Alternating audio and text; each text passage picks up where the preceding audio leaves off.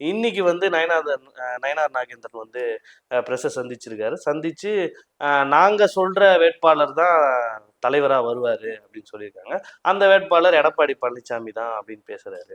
அப்போ கூட்டணி வந்து பாஜக தலைமையில தான் அமைஞ்சிருக்குன்னு சொல்ல வராரா? ஆமா, நாங்க தான் தேர்ந்தெடுப்போம் அப்படின்னு சொல்றது எந்த விதத்துல சொல்றாரு? ஏன்னா ஜெயிச்ச பிறகு என்ன வேணா மாறலாம் இல்லையா? அந்த கூட்டணி அமையும் போதே அது என்டிஏ தலைமையிலான கூட்டணின்றது தான் பின்னாடி பேனரா இருந்துச்சு. ஆனா கடைசி நேரத்துல எடப்பாடியார் வரும்போது அது அஇஅதிமுக பாஜக கூட்டணின்னு மாறிடுச்சு. அப்பவே அந்த இடத்துல அது வந்து அஇஅதிமுக பாஜக கூட்டணியா என்டிஏ கூட்டணியா? என்டிஏ கூட்டணினா அதுக்குள்ள அதிமுக போனதா கருதப்படும். அப்படியான்றது ஒரு கேள்வி எழுப்பட்டது. அந்த மேடையிலுமே வந்து பிரஸ் ரிலீஸ்ல வந்து அமித்ஷா அவர்கள் வந்து இது வந்து கூட்டணி ஆட்சி, ஆட்சியில் பங்குன்னு சொல்லியிருந்தாரு. ஆனா போன வாரத்தில் நடந்த மதுரை மாநாட்டுல வந்து என்ன சொல்றாரு திரு அமித்ஷா?